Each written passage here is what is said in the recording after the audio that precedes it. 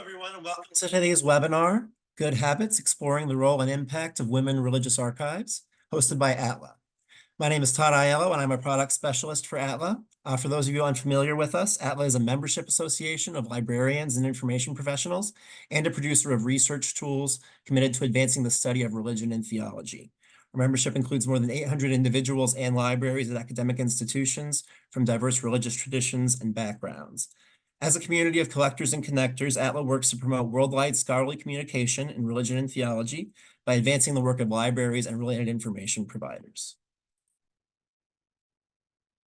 Please use the Q&A function to submit any questions, comments, or technical difficulties during today's webinar. You can also use the function to submit an anonymous question as well. Our presenters will answer questions throughout the session, as well as time at the end for additional questions as we receive them. And now to introduce our presenters, I will turn it over to my colleague, Atla Head of Metadata and Editorial Operations, Jill Anito. Hi, everyone. Welcome. Thank you for joining us today for Good Habits. My name is Jill Anito, Head of Metadata and Editorial Operations at Atla. The webinar is being recorded and will be posted in the next few days on the Atla webinar page, atla.com/webinars, where we'll also post the presentation slides. And if you have any feedback, we'd love to hear from you. You can write to us at connect@atla.com. Today, we have representatives from 3 archives. Michelle Lewandowski is the director of the School Sisters of Notre Dame of North American Archives. She has worked in Catholic archives for 17 years, first with the Diocese of Springfield in Illinois, then with the Order of St. Camillus, and has been with the School Sisters of Notre Dame since 2017. She's currently the vice president-elect, of the Archivists for Congregations of Women Religious. She earned her MA in History and MLIS degrees from the University of Wisconsin-Milwaukee. Scott Kiefer has been the Provincial Archivist for the Daughters of Charity, Province of St. Louis in Emmitsburg, Virginia, since 2018. He's a member of the Society of American Archivists, the Mid-Atlantic Regional Archives Conference, and is treasurer for Archivists for Congregations of Women Religious. Cindy Hamill is an archivist for the Sisters of the Holy Cross Congregational Archives and Records Office. The Sisters of the Holy Cross founded St. Mary's College in 1844, and the 2 institutions continue to share the campus today. And Cindy serves as a liaison between the college and congregation, coordinating history tours of the Sisters' heritage floor and buildings on campus. She came to work for the Sisters as an archivist in November 2015 and is currently studying for her Digital Archive Specialist certification from the Society of American Archivists. So without further ado, let's get started with Michelle. Hi, thanks for having me today. I'm excited to talk about both the Archivists for Congregations of Women Religious, ACWR, and the SSND Archives collection. So I'm going to start a little bit by talking about ACWR for a few minutes. But before I begin that, I just want to talk a little bit about women religious archives and their importance. There were or are approximately 400 congregations of women religious, aka sisters and nuns, in the United States. They built the largest private school and nonprofit hospital systems in the U.S. By the 1950s, 11% of American students were in Catholic schools, mostly taught by sisters. 1 out of 5 hospital beds in the United States were run by sisters, and about 400,000 women in the U.S. were members of religious orders. So the history of women religious is a very important piece of American history, one that I think is often underappreciated. So I'm really excited to have this chance to talk to you all. ACWR was founded in 1990, and the goal of the organization is to assist lay and religious archivists in the management and preservation of the historical record of Catholic sisters and nuns in the U.S. and worldwide. We have a number of programs that we use, including mentoring, especially for like sister archivists who maybe don't have a background in archiving. We have mentoring programs. We have webinars about a variety of issues that archives of women religious face. The biggest issue right now is obviously the idea that many communities are coming to completion, meaning they are ending. And so one of the big topics in this world right now is what to do with your archives. And this is something that ACW is working on. But we also assist researchers outside of the organization, and we can do that in a few different ways. One of the ways that we do it is if you are interested in finding the archives of a particular community, you can send us an email and we can send out the general call to the listserv if that community is not a member, to see if anybody has a connection.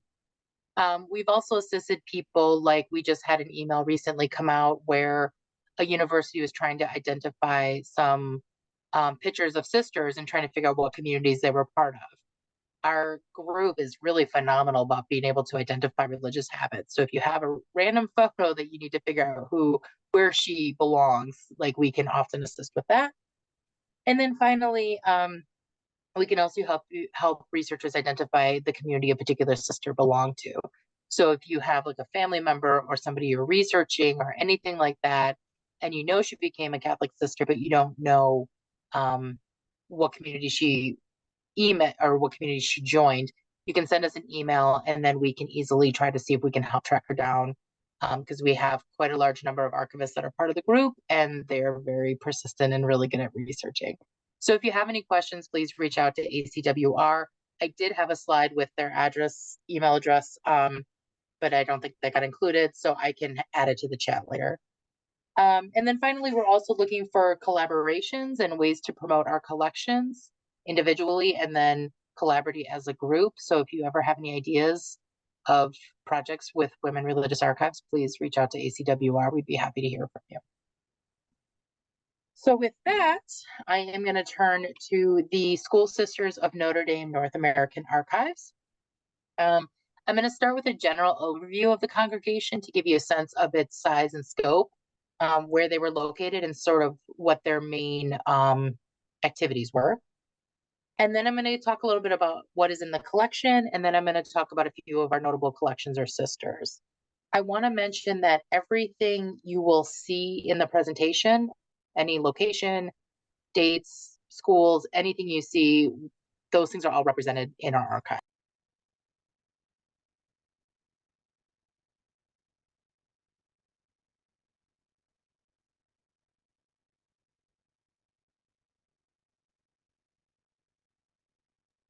Sorry about that. The North American Archives is located at Mount Mary University in Milwaukee. This is our contact information.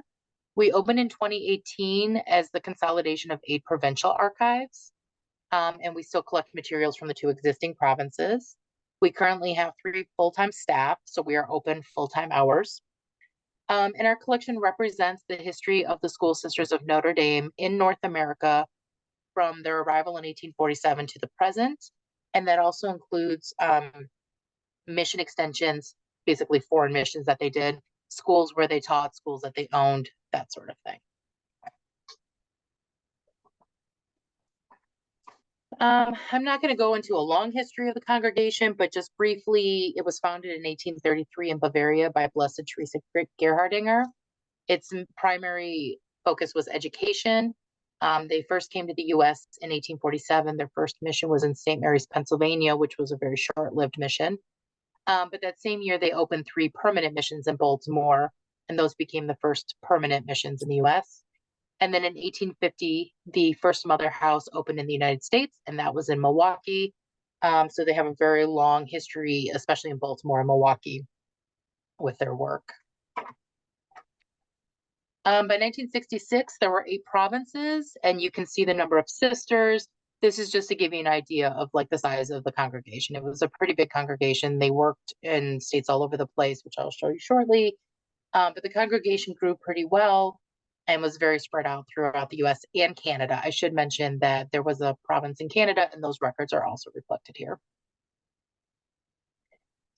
By 1969, the sisters had served or were serving in 37 states, Washington, D.C., Puerto Rico, and Guam. By 1969, there was a change in the Constitution, which means sisters were more easily able to expand their ministries, and so they often went far beyond these borders. These are sort of where they were working in like the more traditional teaching roles before that change in Constitution. The states that are bolded are the states where they have the strongest presences, where they've been for a very long time and where they had a high number of schools. And then the dates on here are the dates when they first arrived in each of those states. In addition, as I mentioned, there was a province in Canada, so we have records from sisters serving in 4 different provinces. We also have records from sisters in England, which is going to seem a bit strange, but England was actually part of the Canadian province, which is why we have records from England here. The first overseas mission was in Japan in 1949, and then from the sisters were also in Guam in 49. And then from Guam, especially, they branched out to different parts of like Micronesia and the Mariana Islands. In 1956, the sisters moved into Latin America.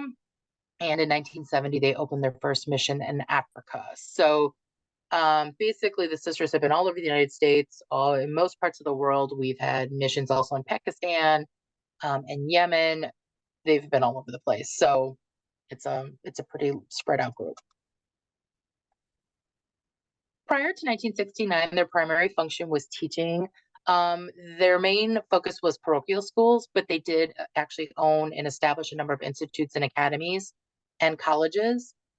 They were also kind of at the forefront of special education. They ran several orphanages, and beginning in the 1940s, they also started opening catechetical schools throughout the U.S.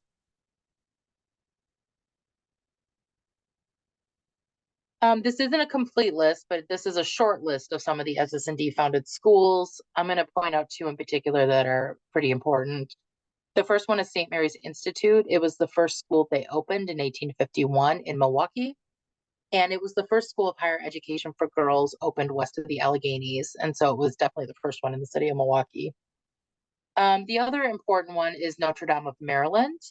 That opened as an institute, like a high school basically, in 1873. But beginning in 1895, they started offering college courses, making it the first 4-year Catholic college for women in the United States. And the importance of Notre Dame of Maryland goes beyond just the fact that it was the first.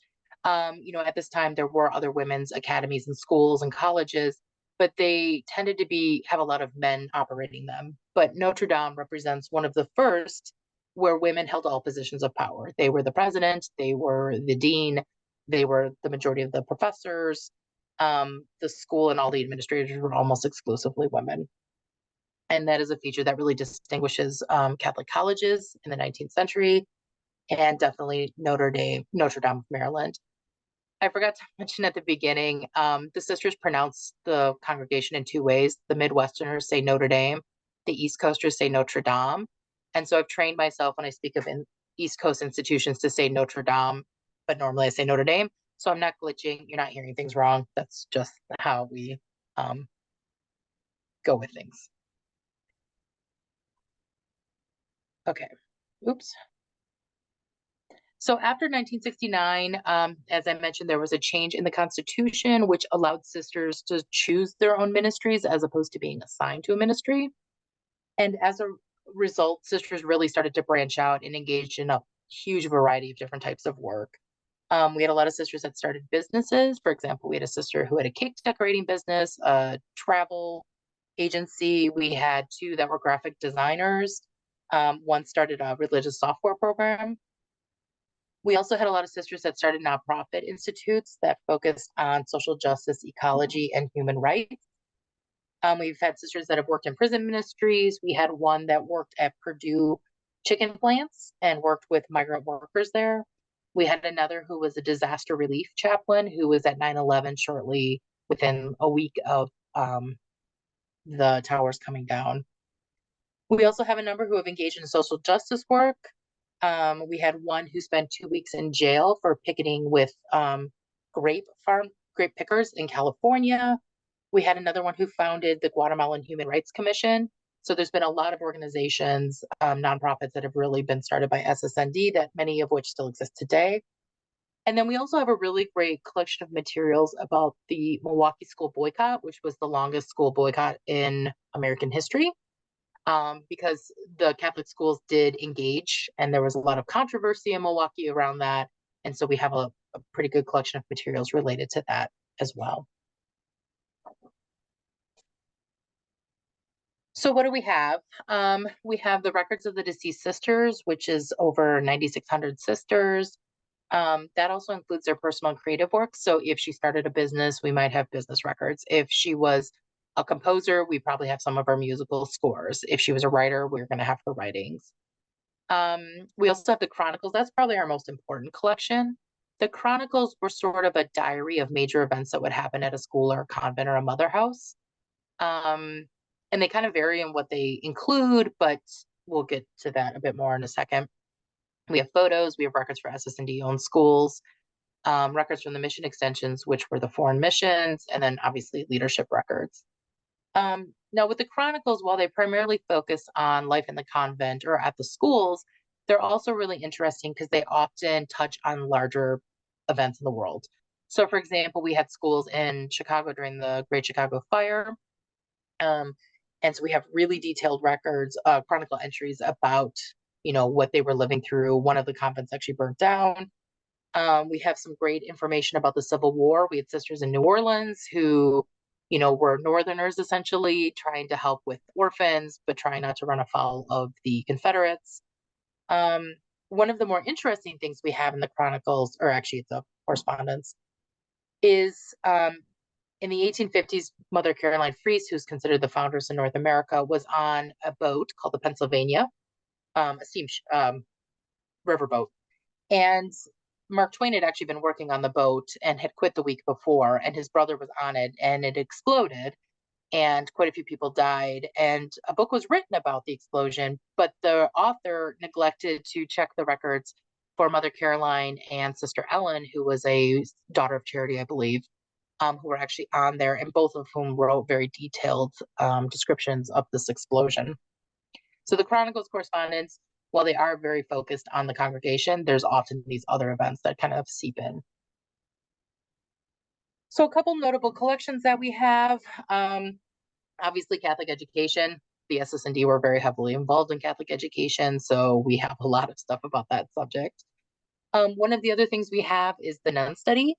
Beginning in the 1980s as a pilot study on aging, it eventually expanded to include research on Alzheimer's. And it's been cited in numerous research studies. There was a book written about it. It's been on the news.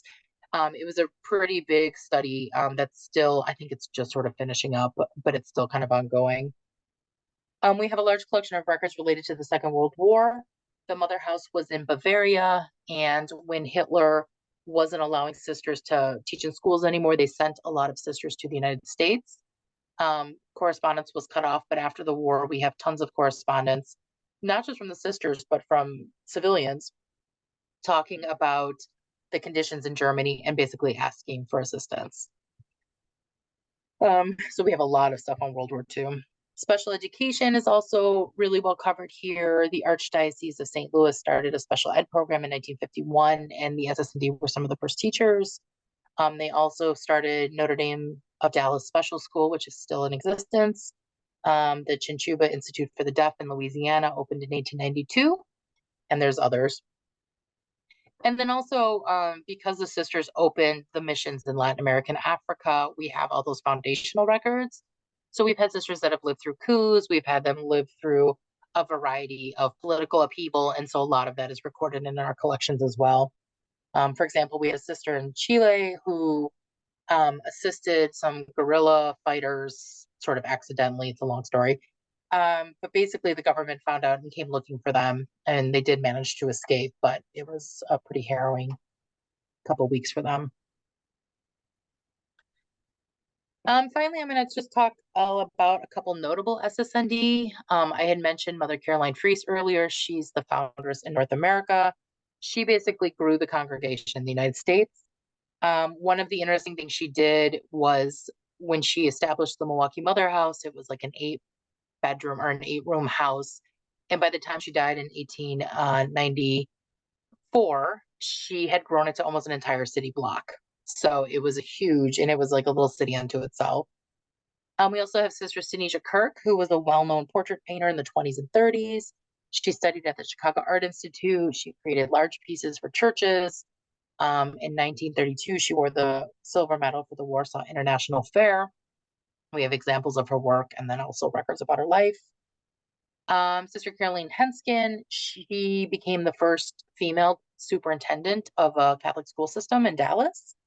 And in 1971, in an attempt to freeze enrollment in Catholic schools to avoid integration, she froze enrollment for 7 years and got into a lot of trouble for that. It was a very big problem, but she stuck to her guns.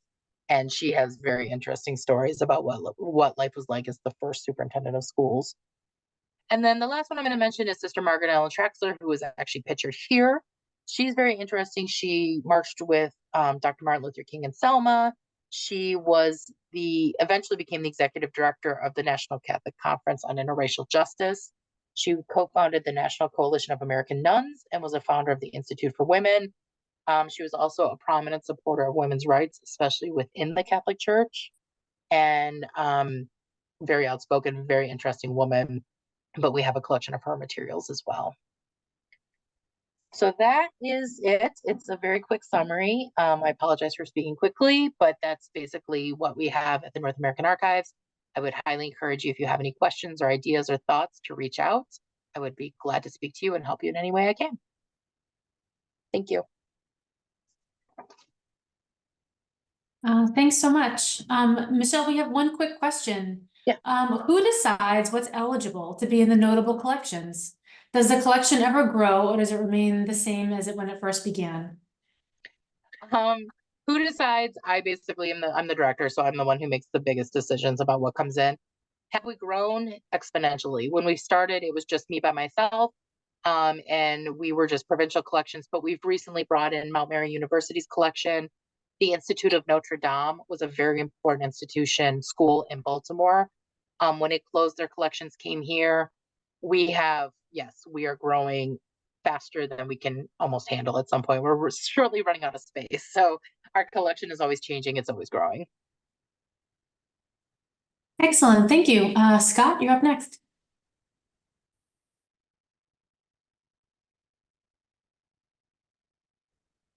Can I get a host to turn my video back on, please?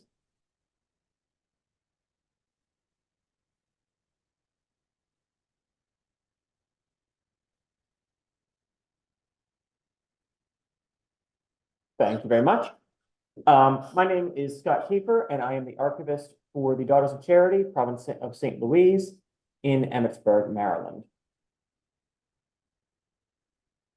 For this talk, I was asked to answer two questions. What makes our archives unique, and what are our projects for the future?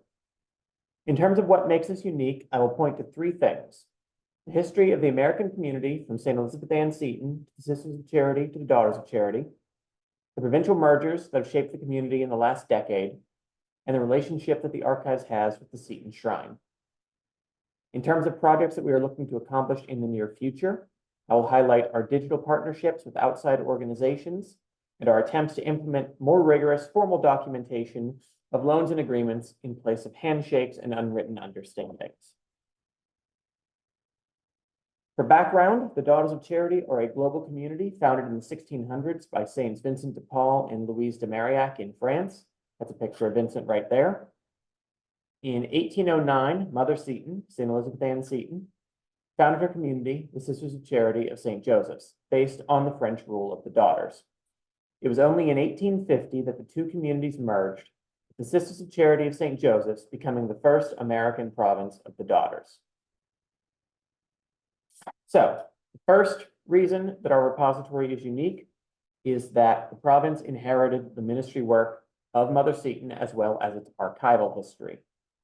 Therefore, the archive in Emmitsburg is the largest holder of Mother Seton's writings and Setoniana, as we call it, in the world. And the collections related to the Seton family and the canonization cause are very much our bread and butter collections in terms of research requests. Mother Seton died in 1821, and she was canonized in 1975. Second, the single province in 1850 became two in 1910, and in 1969 became 5 provinces. In the early 1980s, Sister Elaine Wheeler became one of the sister leaders in the creation of archives for women religious communities. Her work led to each of the 5 provinces maintaining their own separate archives. In 2011, 4 of these provinces re-merged into the current province of St. Louis, encompassing the entirety of the United States east of the Rocky Mountains. So if you look at the little map there, the blue and everything to the right and to the east is the current province of St. Louis. When the provincial mergers occurred, that means that all of the archives too merged and combined. There are pluses and minuses to this. We have a spread of researchers that extends across the country, and thus a spread of the use of the materials that we steward. What comes to mind are incredibly robust genealogy communities in St. Louis. They are some of our most frequent researchers. This also leads to difficulties in reaching our researchers, who are often looking for materials related to their hometowns, but are very far removed from the records themselves. While there are many requests that we can handle remotely for the projects where researchers truly need to search the materials themselves, this may place the records out of reach. Third, Daughter's friendly neighbor across the wall is the National Shrine of St. Elizabeth Ann Seton. While we have some shared leadership between us, and there's naturally a large amount of collaboration, we remain separate institutions. Located at the shrine is a museum related to Mother Seton's life, which is a ready venue for exhibit and interpretation of many of the artifacts in the Daughter's collection. The space remodeled in 2013 in the fall last year, or 2023 in the fall last year, excuse me. That is a photo from the grand opening and ribbon cutting. And here are some photos from the exhibits. On the left, some of these are books that are on display. And yes, we do make sure to turn pages and monitor for light bleaching and all that. And on the right is a temporary exhibit featuring the needleworks, some of the surviving needleworks from students of St. Joseph's Academy. The archives also has its own dedicated exhibit space in the museum where we can curate our own exhibits with fairly limited interference. This is the exhibit that is on display now. It is on the history and change and development of the habit of the Daughters of Charity. And this exhibit will be up through the end of this calendar year. If you're in the area, please stop by.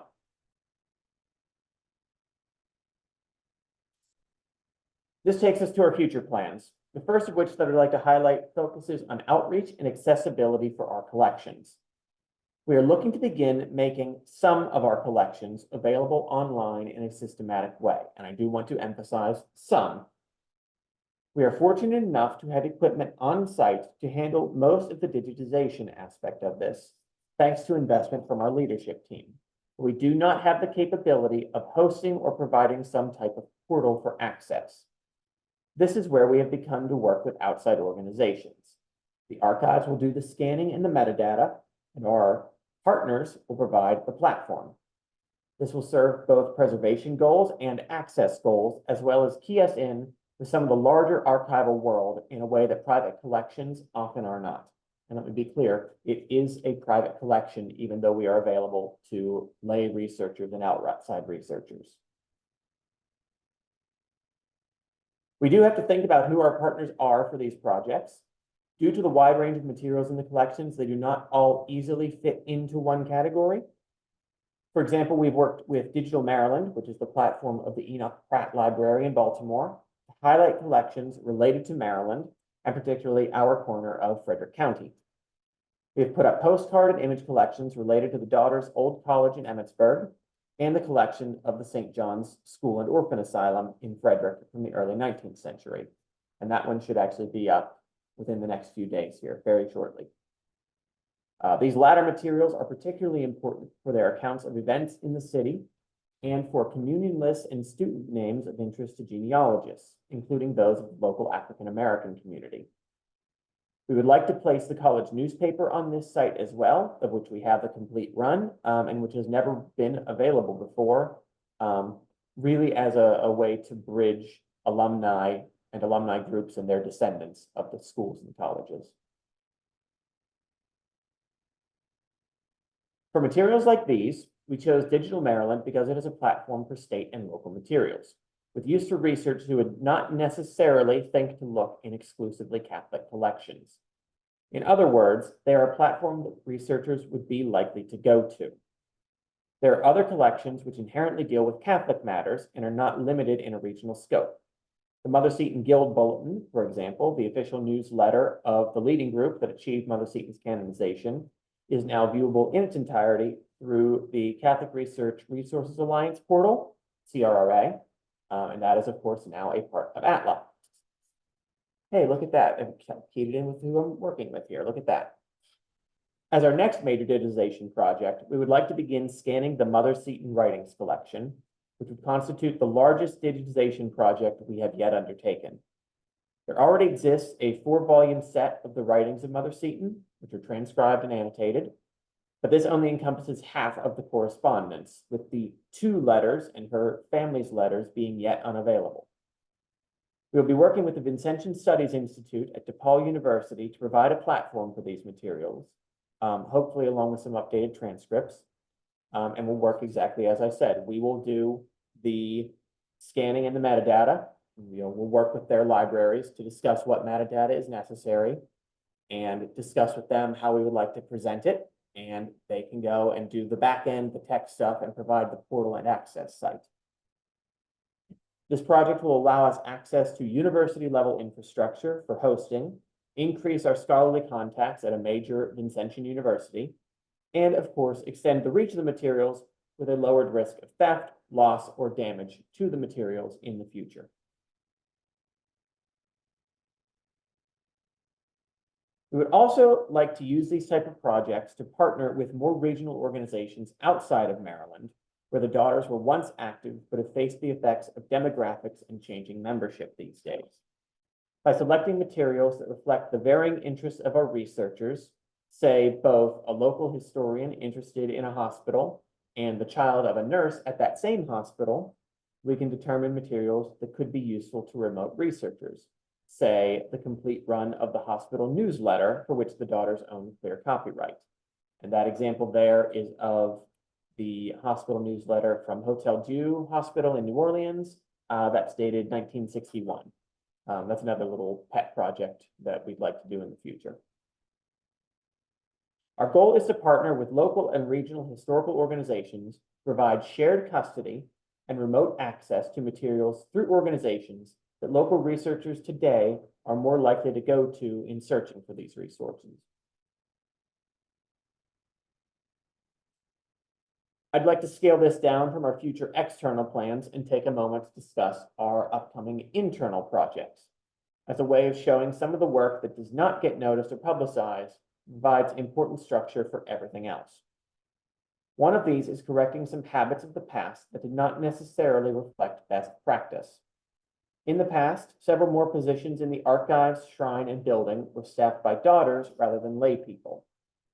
Rather than formal documentation regarding loans and uses, or even formal accession processes, this led to a series of handshake agreements that were not documented anywhere. This means that the archives is now kind of stuck with several out-of-date documents regarding location of artifacts, who the donor was, or what its legal or copyright status is. Determining these pieces of metadata is frankly a really, really big project in its own right. I included the photo here of these 2 statues for a certain reason. These 2 statues are in a multi-purpose room on the other side of the building. One day, someone comes up to me and says, hey, Vincent's hand and cross are broken. And I sort of said, wait, what? I have no idea what you're talking about. Please explain. I don't understand. And so I had it explained to me that these 2 statues over on the other side of the building were in the archive, apparently archival artifacts, and were under the archive's care. And it was now the fact that one of them had been damaged and broken was in fact now my problem, which was not a fun day or a fun way to find out that you had to figure something out like that.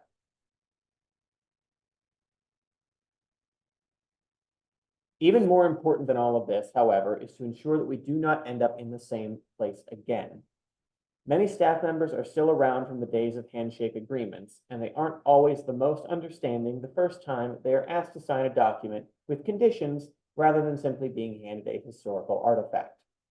You can have all of the best policies in place, but policies are only as good as their enforcement and their placement into practice. Ensuring that we have things like clear ownership of all materials will help us provide access and outreach in the future with full confidence. There are some big trend topics that I did not mention here or passed over very quickly. The provincial mergers are occurring as the daughters face the drop in membership that so many other women religious communities are facing. Michelle went and talked about that with the SSNDs. The daughters are a little bit better off. They're still getting new members with some reasonable rates, and they have the international aspect that they can fall back on. I've also talked far more about digital outreach than many other archivists in these communities likely would, which can only occur when there's a baseline model of sustainability already in place rather than one of impending completion. At the same time, I'm not trying to pretend like these trends are not happening. The expanded shrine opens the possibility of following the research center model, which groups such as the Loretto sisters have followed. But the archives does remain a fully connected part of the daughter structure and will likely continue to do so, not legally connected to the shrine. But these looming trends make us want to ensure that our legal ducks are in order in case there are more mergers or changes that arise. Women religious archives have vast relevance to many different types of researchers, that we often face difficulties connecting with our researcher communities of genealogists, academics, and regions our communities have withdrawn from. While we still also wish to protect that genuine and legitimate need of some information to remain private to the community, our goals, in short, are to find the range of materials that we think may be most useful to our constituencies, ease the burden of access where we are able, and ensure that what we are sharing is done in a way that ensures archival sustainability. And I believe that Cindy is the next one after me. So thank you very much. And I'll take, if there's questions for me, I'll happily take them. Scott, there is a question. How long was the process to digitize your collections that you've worked on thus far? That is, from the time you partner with an organization to the time the collection is up and running. So with the Frederick St. John's School, this is something that I reached out to them about maybe a year or so ago. At the time, we had a new archivist who was going to handle those tasks lined up. That individual had to withdraw and not accept the position. So we had to start the hiring process again. I completed the scanning myself before the new archivist arrived. The new archivist went and completed the metadata. All of this, new archivist started in October, and it's going up to, we'll say, a year for that collection. And this is a 2-box collection. The set of postcards, that took a few weeks. We're starting a process on some other scrapbooks. We've signed the paperwork, but have not started, well, we've done the scanning. We have not started the metadata yet. Hopefully we can move this along a little quicker in the future. And the project with DePaul is one that we've talked about sort of on and off for a while, and they had some restructuring in their library, so that actual scanning is not starting until the summer. I can't give you a good answer to that because it kind of changes and is variable based on a lot of things. That's a long answer, I apologize. And what size is your archive staff that works on these projects? So we have a staff of 5 full-time lay people, which is very, very large for these women religious communities, especially not connected to a university, as well as 3 sisters who work part-time in the archives and are formally missioned to the archives. And having their knowledge and that institutional legacy of the community around is massively, massively helpful. Excellent. Okay, that's all the questions that we have right now. Cindy, take it away. Okay, hello everybody.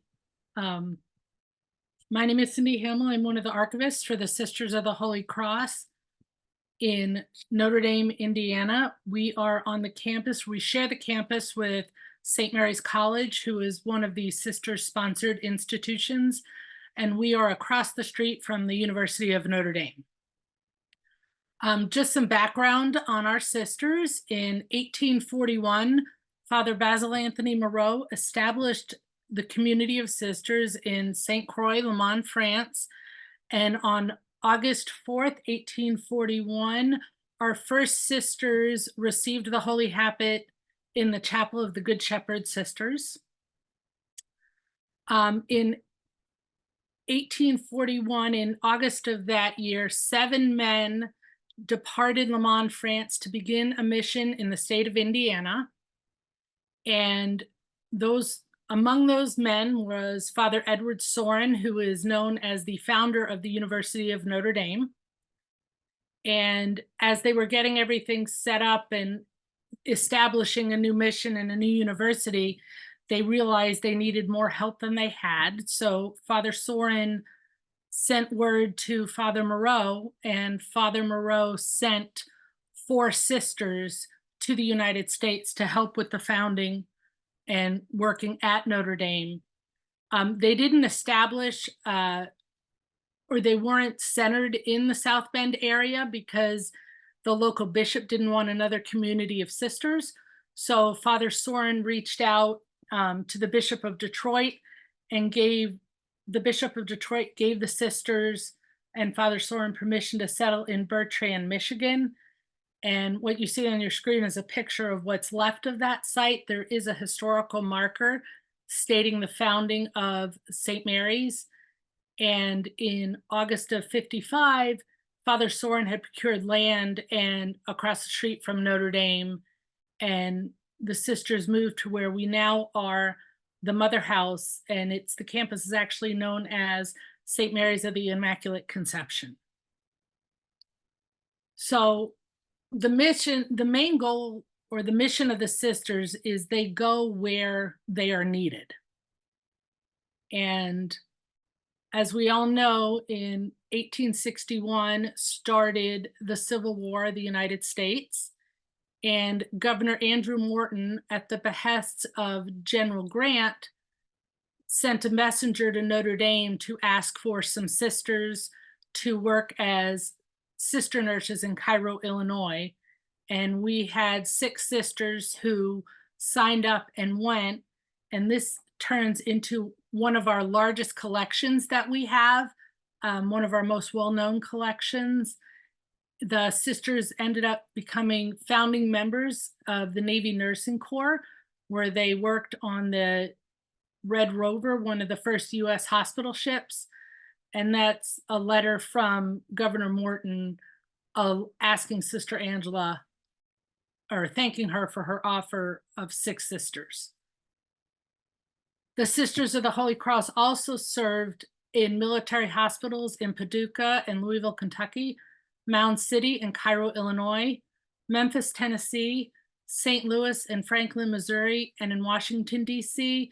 And we have letters and journals from the sisters at that time. And those are some of the things that we get our most research requests for. And is probably, when we do start digitizing our collection in the future, the Civil War collection is definitely one that we would like to make available. The sisters also worked as nurses in the Spanish-American War. They were in Cambodia and in Lebanon.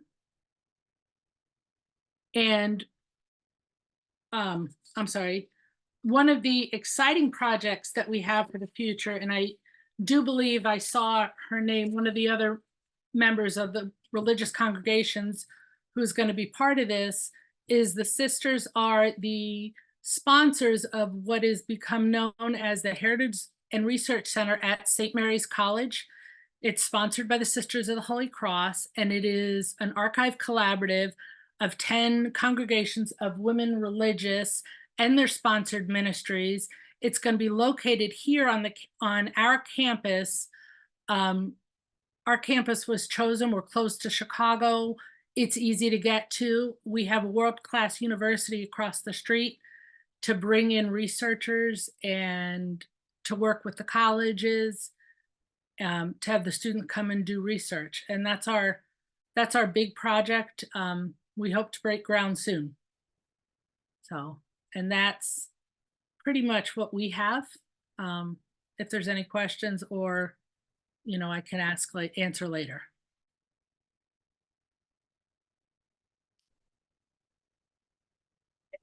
We don't have any questions lined up from the audience, but I have some questions. So Scott talked about this a little bit, and Cindy, you were saying that there's going to be a new research center, but currently, how accessible are your collections through an online catalog or a digital archive currently? And what advice would you give a scholar, a student, or a history enthusiast who wants to use your collection? We did have, in 2019, we did a big project with the Humanistic Studies program here at St. Mary's College. And we had student researchers come in and they did digitize some items. A lot of our stuff is not digitized right now. We don't have the space or the capacity for it. That's one of the goals with HARC, is to hopefully have some of our stuff digitized so it can be accessed.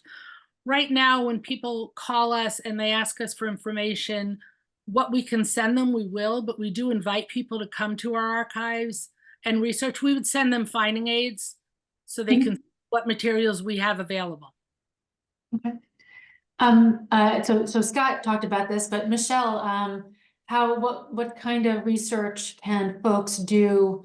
Do they need to come to your archive in person, or is there anything they can do before if they even need to come in?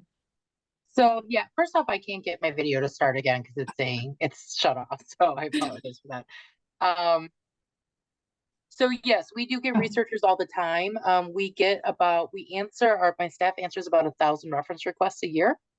So we handle things all over the place. We've done media, we've done work with scholars, we've done a variety of things. If you can give us an idea of what you need, we are able to get you that information. People are also welcome to visit us here in Milwaukee, which we do have on occasion, to research collections in person. We don't have a lot of stuff online. We just have been growing so much that that is our first priority at this moment.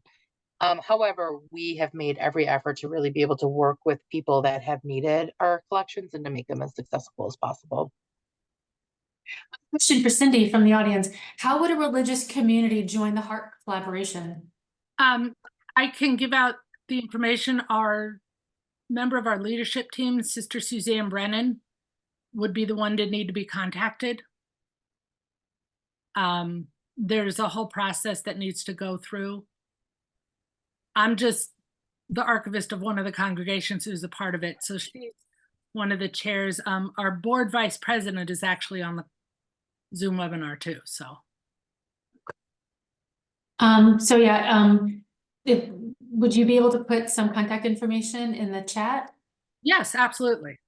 Great. What are some challenges your institutions are currently facing? We talked about opportunities. So what kind of challenges, and did the pandemic have any hand in that? What kind of changes have happened in your institution? Do you do business differently post-pandemic?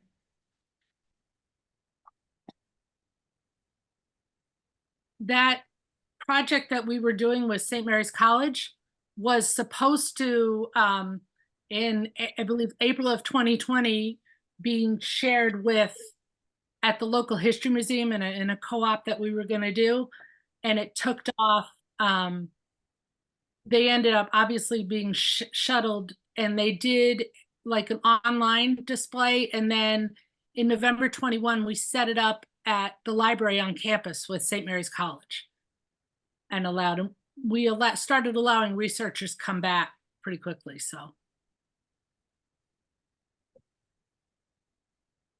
yeah, I would say COVID didn't really affect us too much. I mean, we obviously basically shut down for a year. But once we opened up, we kind of just really got back into the scheme of things. So our collection is pretty accessible and kind of has been since we opened in 2018.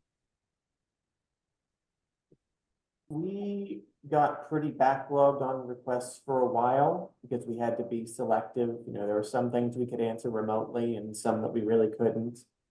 We tried to be a little bit more flexible with helping remote researchers. It spurred our interest in taking the next steps into going into the digital world and making digitally accessible, but even that took a lot of time afterward before it really started to get off the ground. And I would say even now it's just getting off the ground. We have another question from the audience. What advice would you give to a recent archives management graduate who's helping her church organize their archives, and where should she begin? I think most archivists would say when you're beginning, it's good to get just a general overview of what's in the collection. So like an inventory to get an idea of what you have, and then kind of use that to help identify the most important collections or the ones that you think will be the most used, because those are generally the ones you kind of want to focus on first. You know, and basically you don't have to rearrange everything. You just kind of want to get a handle on what's there and how it's organized, and then just sort of document that somehow to make it so that others can find it going forward. Start writing things down. Don't rely on it just being in your own head. And even talk to the people with the institutional knowledge, whether it's priest, pastor, deacon, sister, the parishioner volunteer who's been there the longest. Get their institutional knowledge and get it into some codified, written down form that will outlast you and all of them.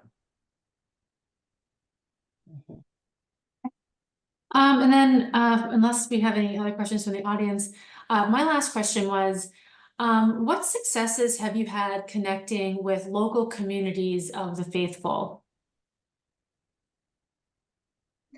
So we've done a lot of outreach here. One of the main things we've done has been a lot of in-person things. So we give lots of tours. We've given lots of talks. That's one of the main things we do, is we give a lot of talks about what's in our collection, history, various pieces of history of the SSND. You know, I've written newspaper articles. Like we closed a really historic facility in Elm Grove, Wisconsin, and I wrote a series of articles about the history of the sisters in Elm Grove, because it was basically the community grew up around the convent. So we try to do a lot of things like that. We do put digital exhibits online as well that we try to, like, you know, kind of again pull people into some of our history. Our communication staff does a lot of social media posts that involve the archive. So a lot of our stuff is very much personal. We do a lot of like face-to-face things with people in various ways, and we've been pretty successful doing it that way. We have on 5th floor of the building that I work in, the building was built in 1862 or finished in 1862, is our heritage floor. And we have several rooms dedicated to different ministries of the sisters. We have a main room, the museum, that it's posted on our website that people are welcome to come and visit and look through it. We have a lot of students from St. Mary's College come and take tours and all, so.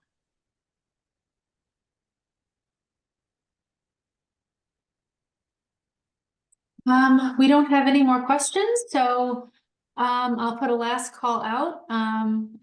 Does anyone have anything left to say? Otherwise, we can sort of wrap it up.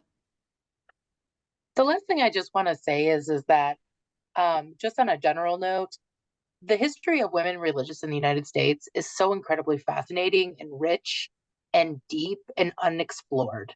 And I would really recommend that researchers look into it, because, you know, Cindy, Scott, and I represent just a small percentage of what exists in this world, and we're barely scratching the surface. I mean, the few things we talked about doesn't even scratch the surface of the things you will find in our collections, all of our collections. And so I can't say it enough. Please look into the history of women religious in the United States. It's incredibly fascinating. It's incredibly important, and it's very undervalued. And it seems that if there's an aspect of history that you're interested in, there's probably a women religious group that had something to do with it. And looking at the map of the association's members, there's probably a congregational archive not too far from where you live, it seems like. So it's right here in our backyard. So thank you to everyone who joined us today. So it's been an insightful session filled with valuable information. I'd like to extend our sincere gratitude to our speakers, Michelle, Scott, and Cindy, for sharing their experiences with us. And I want to thank all of our attendees for your participation and thought-provoking questions. It's your engagement that makes these webinars so valuable. Before we wrap up, I'd like to mention that we have more webinars coming, probably in the next academic year. So please keep your eye on our website and social media for updates. And once again, thanks for joining us. We hope you found today's webinar informative, and until next time, take care and goodbye.